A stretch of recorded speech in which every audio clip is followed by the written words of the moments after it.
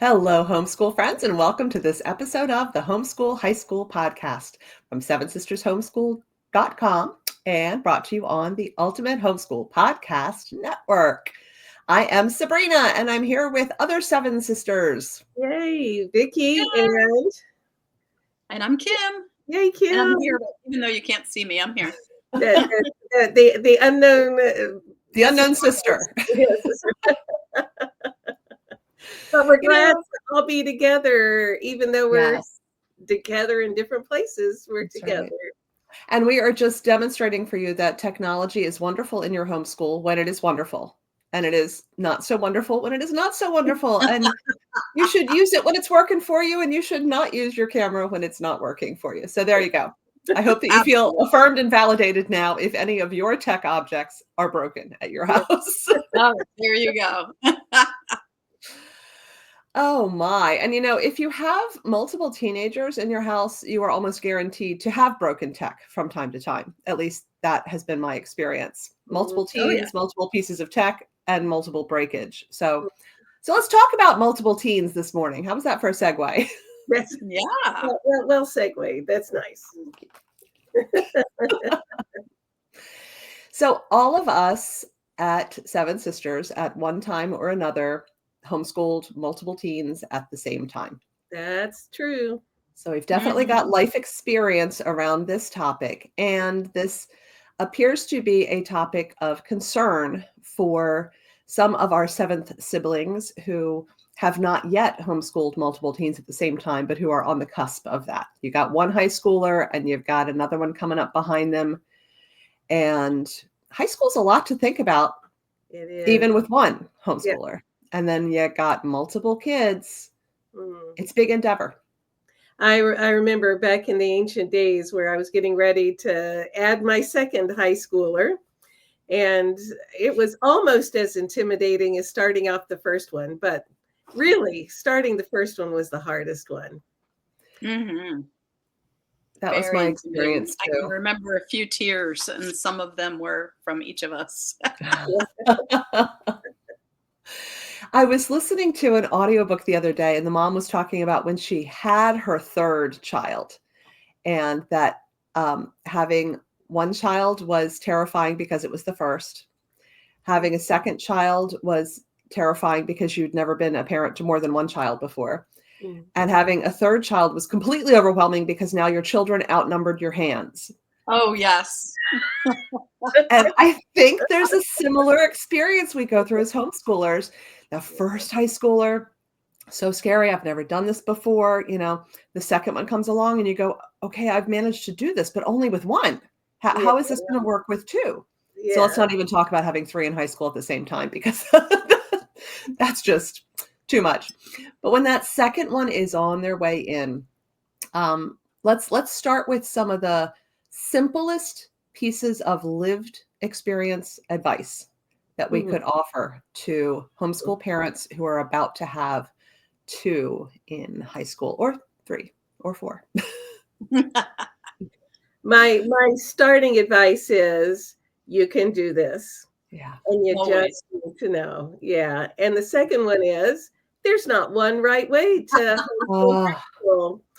And what was working for teen number one will probably need to be tweaked for teen number two.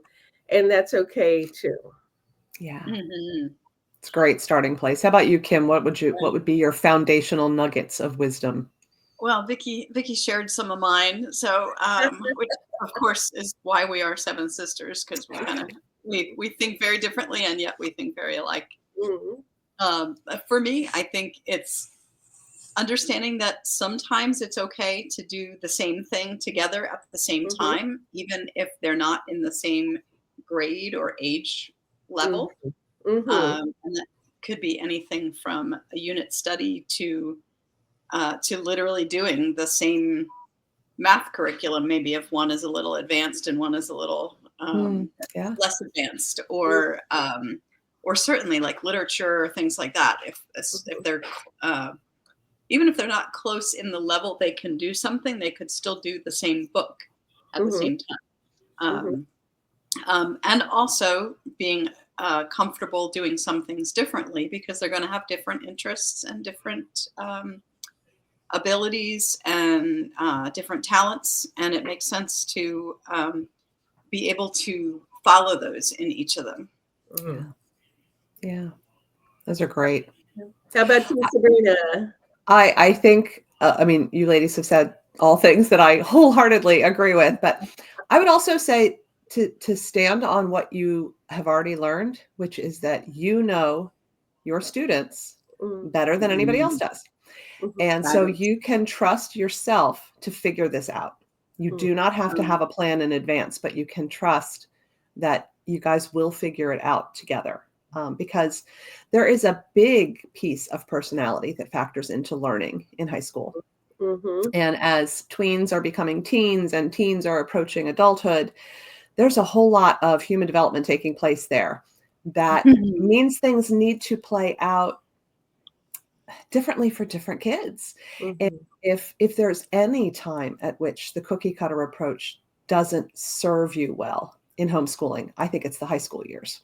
We worry about, those labels on the transcript. Everyone has to have chemistry and a chemistry lab, and everyone has to have math up to this certain point. And that's all true. And that is part of the challenge of it. But it does not have to be some disembodied standard that you try to live up to. And you can trust yourself. Trust yourself. Yes. So what we're all saying is each of our teens has been different, and everybody's teens are different. And it is okay to homeschool in a way that's right for them, even at high school age, when they have to have a transcript. So, and that's we've noticed this, we've had, we co-opt our teens together and done group classes at the umbrella school. And they're all different, but they all end up graduating. And God's got plans for all of them. So part of what we have to do is relax, look for ways to adapt what we need to for teens. And like Kim said, doing what we can together. Yeah. All right. So let's get really practical. I think we might have lost Kim temporarily, but we're going to get really practical in her absence. And the, she's back. Let's get really practical for a second and talk about the actual challenge of multiple teens needing things in different ways. The times when you can't just combine and work together. And for me, one of the biggest practical pieces of understanding that helps with that is to remember that high school is a time when teens need to be taking greater and greater ownership of their own educational experience. You do not want to send them out to college or into the workforce or into the military. You don't want to send them out still accustomed to having you take them through everything step by step, holding their hand. And so giving them that arena to practice in high school, teaching them how to follow a syllabus, and then making them responsible for actually checking in at first, maybe every week, but then as the year progresses, once or twice a month, to show that they are indeed working through that syllabus step by step.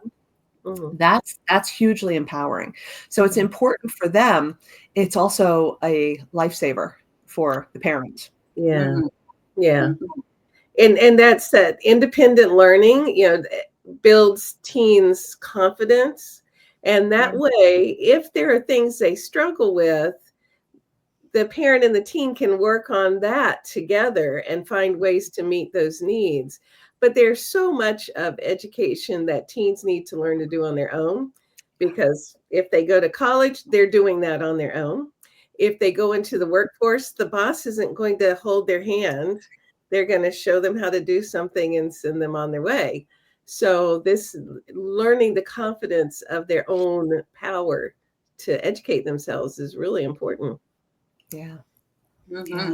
I was also thinking, as you were talking about that, as much as there's the concept of becoming more independent, also one of the beautiful things about homeschooling multiple teens in the same household is it's a precious time. And we all know the days don't always go fast, but the years fly by. And so sometimes they can do things together, maybe to help one another or encourage one another, or maybe almost tutor one another. Maybe you have a math prodigy, and maybe you're not a math prodigy. Not that I'm talking about any of us or anything, but maybe your student who's strong in math can even help your other student who's younger or not as strong in math, or perhaps they just want to tackle something together that they sometimes do with other members of the family, or including you, or maybe they just want to go on a little educational adventure together, and can do things like that. Okay, so I'm going to myth bust for a second because that's how I am. Excuse me. There is this myth about older students tutoring younger students, that's how it's supposed to be, especially if your family loves Jesus. Right. And I'm just going to bust that myth right now. There are siblings who that is a great fit and a great approach. And there are siblings for whom both of them are going to fall into such chaotic mess. So again, back to the earlier advice, your students really well. Yeah. And if having your older student tutor your younger student in a subject sounds like, oh man, we should be able to, I'm sure that would build character. I guess we'll have to no, if that's how you feel, then don't do that. Don't do that. It'll just make your life harder, not easier. Back to the your students. Yes, exactly. Yeah. But one of the places that often even students who could not help one another in that kind of environment, often a place where they can work together is on the kind of group projects that are really important in high school anyway. This is something that is going to absolutely be demanded of them in college or in the workforce after graduation. You have to be able to figure out how to problem solve and complete a project with other people. That's a different environment than one older student coaching a younger student on something that they haven't mastered yet. There's a power dynamic there that's really threatening for some siblings. But a group project, that's just a straight up life skill. And so taking some of your subjects where you can't completely do them together with your multiple teens, but where there are points of overlap or points of contact, if you can come up with some problem solving, learning kinds of project-y stuff, then you can assign the project to your kids together. But they will work on it within their own areas of strength, and they will have to learn how to communicate with one another about that. So that's a very, very different power dynamic. Just something to think about. Building on that, one of the things that we all did with our kids was co-op and group classes. Oh, yes. Umbrellas. And that it was wonderful for me to be able to download things that I hated, like chemistry, to a mom who liked doing that. But the group projects that we would willfully, as we did co-op in the group classes, and we would, in a lot of the classes that we did with kids, was to teach them how to work in a group together and give them projects, little presentations and things like that had to do with the curriculum, and to teach the teens how to be on a team. So that's a life skill. And so they learn to digest their curriculum in a new way when they're working in a group, and take some of the load off of us. So some of the group project skills is, what is everybody on the team good at? I remember in one of our classes, there was a group, and I can't remember the topic. It was a history topic. But the group had one kid who loved to talk, and one kid who was so shy she didn't know whether she could stand in front of the class. And, but what they did is this was her first time in a homeschool group class, and the group said, "You're so good at art. Draw us a sign." And she stood there with the sign. So beautiful. The team, they learned together on the project, but they also learned about each other and how to support each other. So, when we're homeschooling multiple teens, we don't have to run it all ourselves. Yeah. Yeah. Group classes, whether it's in the digital world or in person, are really a lovely, lovely opportunity for teens. Yeah. Mhm. That's a great. Speaking of that and co-ops, it also takes me to one of our favorites, which were field trips. Oh, And they are a wonderful way of learning when you have, especially when you have multiple teens. You can do some really, really cool stuff. Yeah. Okay, let's talk logistical challenges because once you have multiple teens, you have multiple destinations to get them to. It's typically how it is. Sports, if they play sports, the level has ramped up. There are longer drives. There are, elite teams and all this kind of stuff that brings a whole other level of transportation. And you have co-ops, you have science labs. mhm. And if you're not doing those things at home, you are probably doing them as a part of a group class or a co-op somewhere. And there are lab days. There are fine arts. There's music lessons and there's dance lessons, and all of that requires getting out of your home. And so this again, myth busting, this idea that homeschoolers just stay in their living room for 12 years of school. That's a joke. If you've lived it, that's a joke. So navigating that, I know that was very challenging for our family. I had 3 in high school at the same time. Mm. And I also had an extremely social tween in middle school at that same point. And because he was the youngest, there was this sense of he should be going and doing a million things because the older sibs were, so he was one of those kids. So that I remember there being a financial challenge in our family that coincided with the gas prices skyrocketing while I had all 3 in high school and 1 in middle school. And we had a family meeting and we sat down and I said, okay, I can afford about this many tanks of gas this month. And all the stuff that we have been wanting to do is not going to fit with that many tanks of gas. How are we going to make this work? And I didn't just figure it out for them. We had to talk about it. And in some cases, what they did is they took money that they had earned and they put a couple of extra dollars of gas in the car. And in some cases, they arranged with friends for carpooling, or they rode a bike to somebody's house and then that mom was going and they rode. But it was a double win because we solved my current financial problem about putting gas in the car. And it gave them this opportunity to real life problem solve. They wanted to get to these things.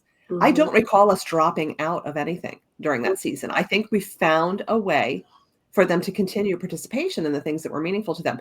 But they came to understand count the cost in a totally different way. And they were so empowered to say, no, I really, really, really want to keep dancing. Yeah. And so I have to find a way to keep getting to dance class. So yeah, that was a good one. That's a good myth busting thing also. That's a tongue twister, myth busting. Anyway, that in my brain as a homeschool mom and as a mom in general is everybody should have a perfect life all the time and everything should go perfectly all the time. Oh yeah. And once you got multiple teams, it is more expensive. That's just the way it is. And there are so many times that teens are not perfect human beings, and neither am I. And so there are so many imperfections, and it teaches us to let go and let God if we allow that. Otherwise, we're going to be sick. So, which is why when I learned my favorite quote, I had to work it in somewhere. Oh yeah. Anything worth doing is worth doing badly. Oh, feel the power of that, friends. Yes. So G.K. Chesterton changed my life when I felt like, oh, we're not raising perfect people. We're not perfect. It's not going to go perfectly. We are working on this together and growing in humility, hopefully. Yeah. Love it. Beautiful. I love it. Beautiful. So looking back, the beauty of hindsight as we sort of wind this topic back around. Part of what I experience with the benefit of being able to look back now in the rearview mirror at those years is that because of having multiple teens in high school homeschool at the same time, I think that we did more life prep than I ever realized we were doing at the time. Mhm. And the benefit of being a little older now and my kids being older and doing the adulting thing, Mm. they point back to those kind of experiences, the experiences that grew out of multiple teens homeschooling in the same household in the same years. They point back to some of those more than they even point back to specific things that we did that we thought were preparing them for life, like teaching them how to do their checking account and balance their bills and their budget. And those things were all super important and they use them all the time. But some of the lessons that they have employed the most are the things that came out of us having to make it work with multiple teens. The real life lessons. Yeah. Mhm. So you're probably doing a better job of it, homeschool parent, than you maybe think you are some days. You're probably helping your kids learn stuff that you don't even necessarily realize is happening in their learning. But down the road, you're going to be able to look back and see, wow, that was a really good season for them because look how they're now able to. Amen. XYZ. You got this. Yeah. Any closing thoughts, ladies? You can do it. Just You keep can do plugging. it. Mm-hmm. And there's not one right way. That's right. That's right. So enjoy those multiple teens in your homeschool high school. And if you're not quite there yet, but it's on the horizon, look forward to it. Don't dread it. You can do this. Yeah. We've been there. We lived through it. And we believe in you. So hopefully you will believe in yourself too. Yeah. It's a great adventure. We will see you on future episodes of the Homeschool High School podcast. Feel free to visit us at sevensistershomeschool.com. And we are grateful for the Ultimate Homeschool Podcast Network for hosting us. Bye. Bye.